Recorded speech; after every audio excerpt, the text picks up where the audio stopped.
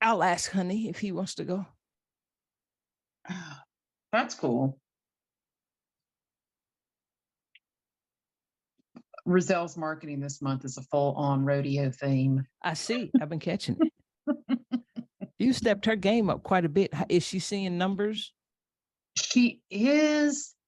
It takes a while. We've already got some closed deals, oddly enough, out of her Google My Business. Wouldn't have thought that. But Okay. I was starting to get a little worried and frustrated at the same time. Mm-hmm. And 2 weeks ago, I accidentally sent Anna the wrong picture for one of her posts. And she said she got multiple calls and text messages from people who knew the family that we were talking about. I'm like, that's not their picture. Somebody put the wrong picture. You put the wrong picture. I'm like, how many did you get? She's like, enough to know that people who aren't commenting are paying attention. That's one way to look at it. Yeah. I'm like, well, that's all we wanted. And then the contest that we've been doing, she gets a lot of response offline. She gets a lot of text messages and stuff offline. So they're seeing it on Facebook. They're just not participating on Facebook. Hey, you got to bring that up when we talk about the stuff. Yeah.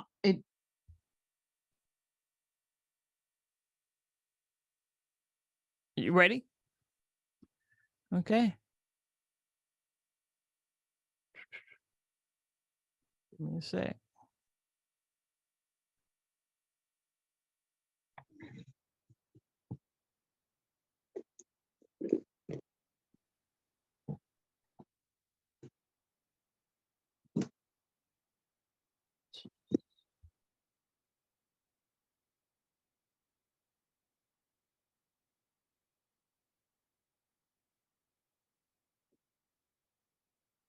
Okay. Well, somebody's going to have to check because I got different compute. I got one computer. I don't want to be the reason I'm getting the feedback. Okay. So I'm click. Yeah. And I had to get off because it was crazy with the feedback and the latency. We're doing because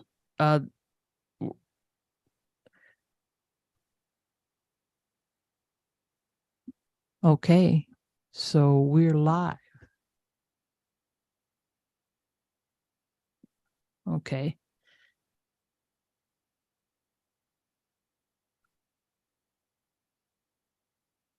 Oh, that's the old one. Oh, can you see us, Eric? I don't see you, Daphne. Okay. No, I mean, put the camera on, honey. I was talking about, are we live? Are we?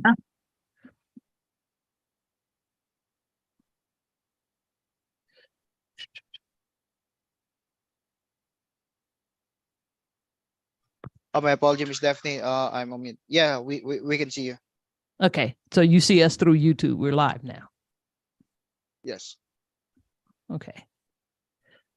Okay. Hey, thank you out there for putting up with our technical issues we were having. It's great to be back. It's great to be back here with Berta. And we got Eric down there. He's like our manager down there. He's helping us out with some technical stuff. Yeah, he's producing. I feel like I should have a little thing in my ear where they're giving me facts, like we're on the Super Bowl or something, right? They're screaming at you. Oh, hey, it's great to be back online with you, Roberta. How's things been going? Good. Oh, I just want to let you know that we came off the beach. I got Dr. Ravella back home at 5 o'clock off the beach just for this. So here we are. I know. He's been on the beach the last few days. He might be a little upset with me. Oh, hey, he'll be all right. Well, look, wanted us to do a live stream. The title was 5 reasons that you should move your podcast to YouTube, and then it was also a great chance to get together and just let folks know what we've been working on as individuals and what's been going on with the podcast and stuff like that. And so we both have been making a bit of a YouTube push. So, yeah, interestingly enough, I I've been putting things up. I haven't been pushing it hard, just figuring out, the meta tags, and I got my Tube Buddy on and how I want it to look and flow, and promote. Right. My big thing, and you and I have talked about this offline, I am not interested in a funnel that starts at $12 and then ends up at $200,000, right? Right. I like about 3 things in my little ladder. That's it. The least complicated, the better. And there's nothing wrong with any of it, right? You can have a low volume, high ticket funnel. You can have a high volume, low ticket funnel, and one that meets all the way in the middle. But Mhm. I'm just not interested. Because what we were talking about earlier, I have really trained my focus on where I want to be and what I want to do. And people will say otherwise, but I ain't doing shit I don't want to do no more. No.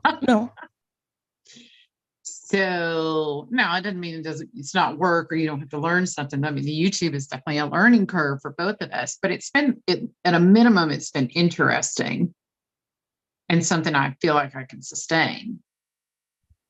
So what about you? What brought you over to the YouTubes? Well, I've always been interested because I started our channel pretty much right after we started the podcast. But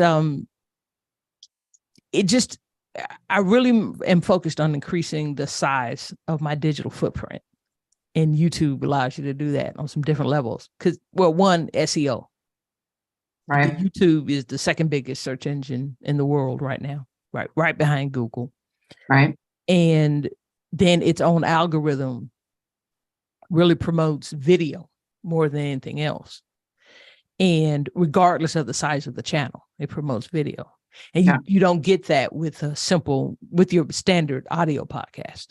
I mean, we get it out on with Facebook Lives and that type of thing. Not that I'm bashing Facebook, right. But if you want search at all, and I will say for myself, search has never been something that I was interested in, because when search first became visible in the mortgage business, when I was in the mortgage business, right.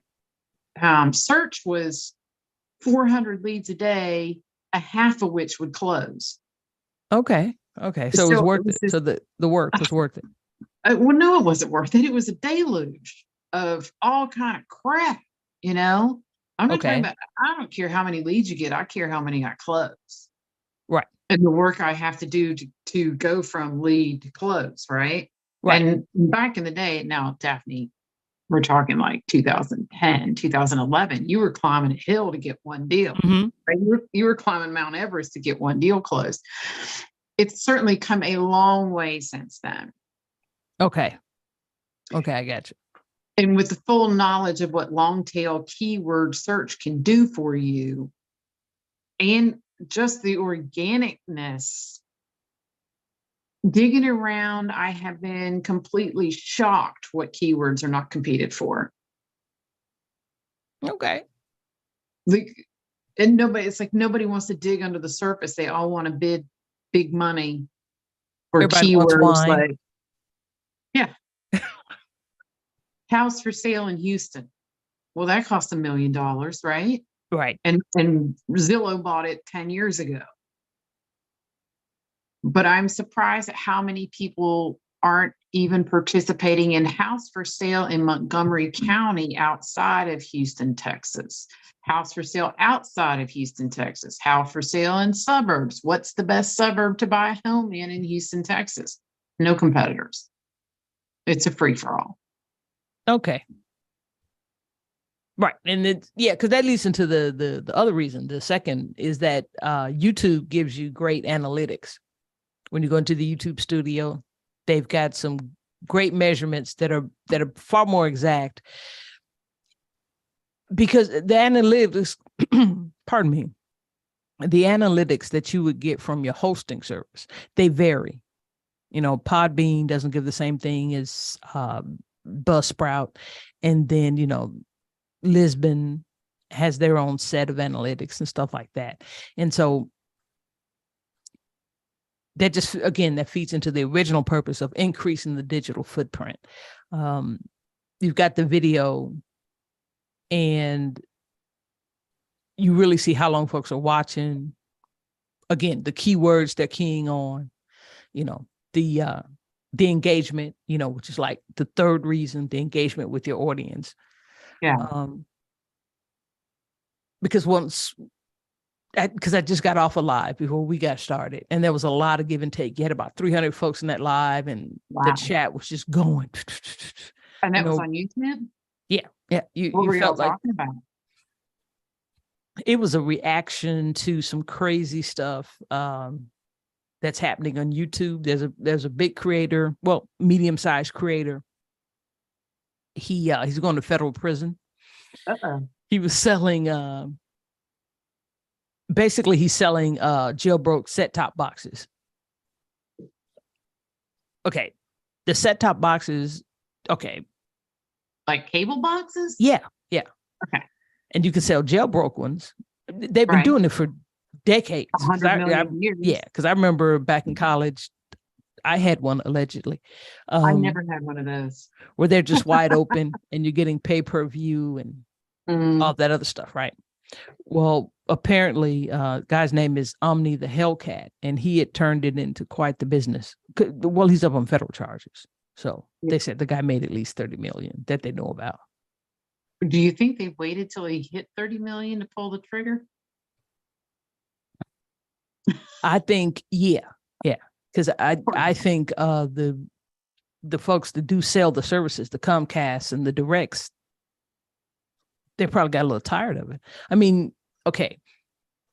I think now it's almost $100 to watch a pay-per-view. I have like no MMA. idea. Here's what annoys me about that whole thing.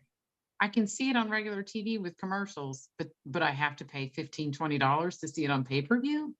Well, no, like certain things are not, particularly like the sporting events. Oh, you mean like the fights and things like that? Yeah, like MMA and stuff like that. Yeah. The last time I bought one, they were $79. Yeah. So I'm sure they're $100 now. And they will actually ping you and come after you for that. Right. Well, because that is big money. And apparently that you're illegally watching, his boxes are so good that you're not catching them on his boxes. So imagine paying a flat fee for a box and it's wide open. It's just. And he was promoting that out loud on YouTube? His defense, no. He was just talking about, he had a regular business. He was like building houses or something. But okay. I didn't follow the guy. This is just, now I'll go and read some more stuff about really what was he talking about on YouTube. But his defense was that it was like a gray area. But anyway, he's going to do 5 years. They got it down to 5 years. Wow. Federal pen. He paid like 11 million in fines and stuff like that. So. Well, he got to keep. Okay, if he made 30 and he had to pay 11 that they know of. It's a pretty big expense, but it's still only a third, right? That they know of. Let me ask you a question, Daphne Jones. Sure.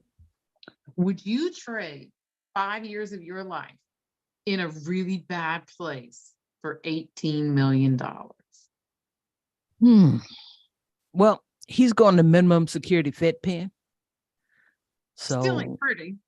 Yeah, but I'm real big on freedom, but I could see those numbers being run because that's 5 years. 18 mil.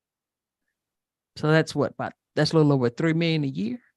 Now he's going to get hit by the tax man. You know that. So let's cut it in half. About 40%. That's still pretty decent. For 5 years? To keep it. He's going to get a heck of he's going to graduate school as far as being a crook. He's going to the federal pen. Yeah. He's going to be in there with a lot of high level crooks. And if he's smart, because he didn't do something terrible, like, you might be like, oh man, that's not fair. I had to pay for it. But it's not like, he's not OJ. He is, look, federal pen is, they don't even have bars and gates. And he's not suffering. And he's going to go in there and he's going to learn to do better what he has been doing. So I'm not worried about him. Plus, I'm sure he hid several million. Well, there, if he's smart, he did. Right. It's somewhere where it can't be extradited. So he's not I'm sure he has some Bitcoin and stuff like that. So no, I'm not stretching now. I can't. Well, it's kind of an existential question to me, right? Because we always talk about not trading time for dollars. Right. That's everybody's supposed goal, not trading time for dollars. But I heard I was in a seminar one time, and one of the presenters was like, it's not that you don't want to trade time for dollars. You don't want to trade your time for the amount of dollars that are being offered That's it. to you. That's it. So if you had to go on COVID lockdown, Daphne Jones, because you hated COVID lockdown, if you had to go on full on California style COVID lockdown for 5 years, but you got, let's say 10 mil when you walked out, would you do it? You know what? At his age, because this guy is like 32. Mm-hmm. Yeah. He's gonna be in a federal pen. They got internet. They got iPads. He's going to be in there getting a graduate education in the movement of money. Because there's a gentleman now, the Wall Street trapper. He's real big in finance YouTube. Huge. He packs in thousands at live events, right? So he's ready. Got the inner circle, going to Zanzibar, all the good stuff. Started out, I think he's from New Orleans. Rough upbringing, drug charges, sent him to jail the first time. Met a guy that introduced him to the markets. Mm-hmm. So he took some of the guy's advice when he got out, but he still was kind of half in the drug game because he ended up going back. But what was crazy was they took everything. They took the house, they took the cars, the bank accounts. They didn't touch his brokerage account. So I guess it's like the brokerage money was considered legal. So he came out, there was a nest egg, and now he's the Wall Street trapper. So he's doing, he's doing easy 10 figures a year. And I may be underestimating them. YouTube packing, as I said, the inner circle coaching, whole 9 yards. And it's basically of course, he's legally trading, but this is a skill he picked up in prison. So, and that's what's the other guy's going to be doing. You're in there with dudes that have stole tens of millions of dollars, hundreds of millions in some cases. Yeah. Imagine talking to Madoff. Wow. As crappy as what he did. Right? Well, he's dead. Yeah. He died. Okay. Yeah. So I'm looking away because I'm trying to make this clock smaller, but that looks like that's not happening. So go do 5 years, get out, you got 10. He's probably got a little bit more than that. He's in his early 30s. Because I'm a little bit older now. Time is real important to me. Yeah. But it's not 15 years. It's not 20. No, it's not. It's 5. And he may not do the whole 5. He may end up doing like 2.5, 3, something like that. Yeah. If he behaves himself. Yeah. I wonder, looking back, because you and I both bought so many courses and we're standing on our heads during COVID because we were so bored. Blah, which is why we started a podcast. This is true. Would there be a point in your life where you would say, okay, I want to take these 3 years and I don't care if I make any money. I don't care what happens. I'll pay attention to the people that need my attention, your husband, your son, your mom, blah. And everything else, I am focusing into this, depending on would you say depending on the outcome? Like if you knew it would net you $10 million, or if you just knew that it would net you, what would it take for that to be worth it to you? The jail thing. Focus your time in not just let's call it quote jail time, right? But haven't we done that so far? And we spent from the time we started GW because we started in the midst of the pandemic. We went in July 2020. Yeah. Yeah. And that was our real focus. And that's got us 75 shows that are actually up there. And so we did do something that we focused on. And I saw what we got. And now I really see us moving in another direction because we put in that time and that focus, and we know what we have to do now too. And we've figured out that we brought in people to help us now. I've got, I've got my crew out of the Philippines, and you've got your assistant, your VA and stuff like that. And there's a lot of knowledge now that we're putting into work on our own stuff. Social media, this YouTube deal right here. And, that goes into number 3 of the 5 reasons, you should put your podcast on YouTube. Monetization. It's the monetization on YouTube is pretty good. You can get your products, for instance, you can list your products right under your video, and tying into the digital footprint again, they're evergreen. There's digital products that you're responsible for, affiliate links that last as long as you're a part of the affiliate, whether it be Amazon, put my microphone on there, my chair. So that sort of thing. So the monetization of YouTube is. Well, and honestly, Daphne, a couple months ago, I would have pushed back on you a little bit with that, but I just subscribed to a podcast I've been listening to for free for about 8 months. Because they put extra content that I wanted behind a paywall.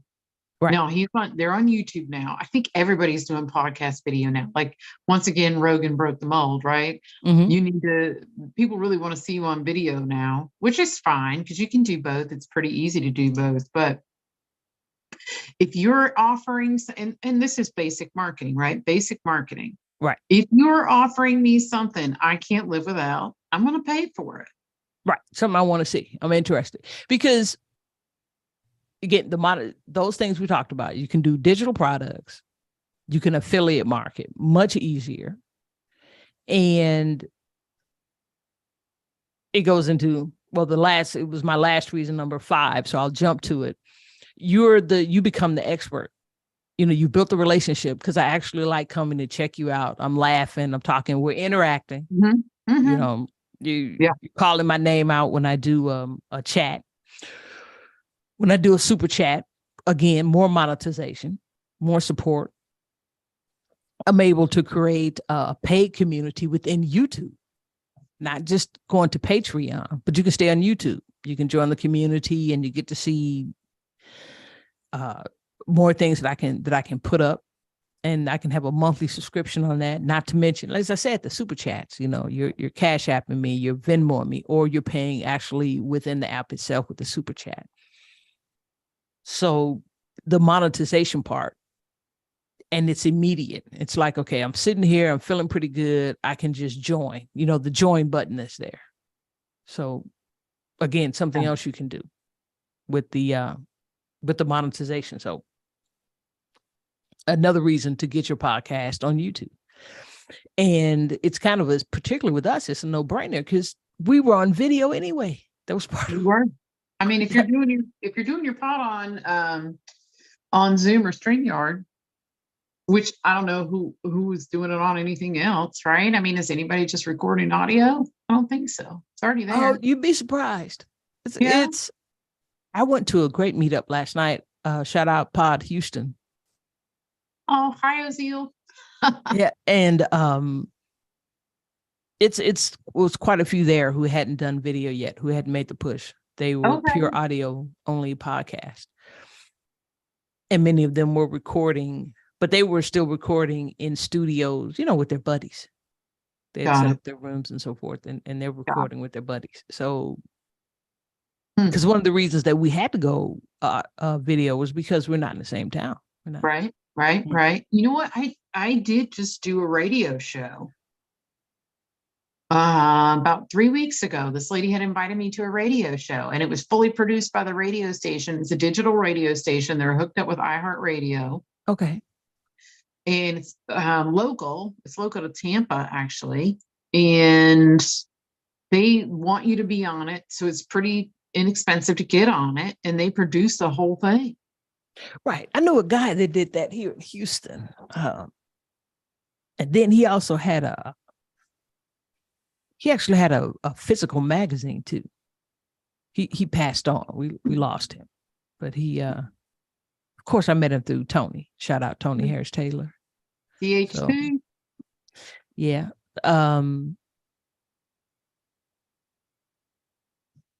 But those are my reasons for suggesting that everyone put their podcast on YouTube. You know, we got to summarize, we've got one, increase the size of your digital footprint, SEO, algorithm, the ability to repurpose the video. It can go everywhere, you know, chop it up, make it smaller. 2, YouTube gives great analytics. The analytics that you get in YouTube Studios is very good. Oh, may I ask a dumb question? Sure. My YouTube analytics are the same as my Google analytics. Something on the same account? No. No. You get your YouTube analytics by going to the YouTube Studio. Not just the channel, but going into the studio. Okay. And I can help you with this offline because folks are sitting here going, what is this? Well, I have my TubeBuddy, right? I have my TubeBuddy already. Which is not YouTube Studio. Right. Now, I believe TubeBuddy gives you some analytics, right? But in case you don't want to, but those are controlled by how much you want to spend on TubeBuddy because you get better analytics the more you pay. Yes. You just get this level of analytics in YouTube just because you got YouTube. So that's one of the advantages. We talked about monetization, you know, the affiliate links, being able to put equipment down there that you can go to Amazon. It's evergreen, that stuff. It's awesome. Interacting with your community. We just talked about products. And then number 5, you become the expert. So by being able to give some of the repurposed content, I'm putting a lot of information, for me, like information out there about, for instance, life insurance. And then any other thing I want to talk more about, you know, money mix and things like that, and your investment mix and stuff like that. So you're able to get out there and put stuff out there and talk. And it's evergreen.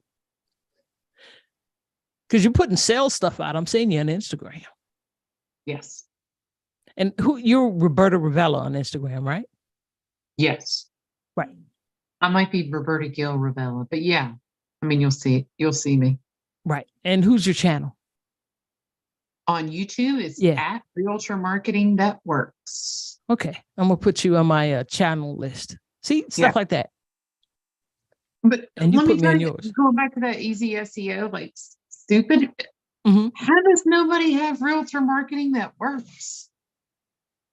I got that 6 months ago. How does nobody have that? Do you know how many, like, put in realtor marketing? A bazillion. Yeah. Well, you know what people want? Realtor Marketing That Works. So wait a minute. Okay. So that'd be something great for the folks out there. So you claim that in Google? YouTube. That is my channel name. The channel name. Right. Yeah. Okay. Yeah. Now, obviously, you can bid on those keywords, of course. You can use it as a hashtag, of course. I don't own that, but I own that name for a channel. Yes. Right. Well, I couldn't believe Smart Money Chick was free. And it was. Well, that's true. Across multiple platforms. Yeah. On top of that was crazy. So. Yeah. I mean, everybody tries to go for this polished craziness. The financial female fitness guru. But real people who wear t-shirts, right? You know what they want? They want some smart money advice from a freaking chick. Yeah. Yeah, keep it simple. Keep it simple. Yeah. Keep it going. Keep it simple. Keep it going. So look, we're nearing the end because we don't want to go an hour. Anything you were telling me about Roselle, one of your clients here in Texas, about what she's found with the help you've been giving her. Oh yeah, we've just really started to get feedback from people offline. So all the work we're doing online, as far as Reels, as far as Facebook, as far as intermingling her online and offline marketing, Right. which is so important.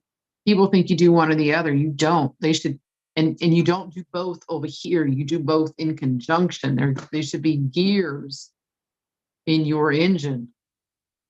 And what we're finding is a lot of people are commenting and participating via what they saw online, but they're commenting and participating offline, meaning they're texting her, calling her, commenting, participating. So, the way to see if things are working or not, likes, comments, etc. I mean, obviously it's nice and you can see what's going on there, but who's participating that you don't know offline? Right. Who's participating offline? And then straight, how much money are you? I mean, how much revenue? How many deals are coming in? She's a realtor, not an influencer.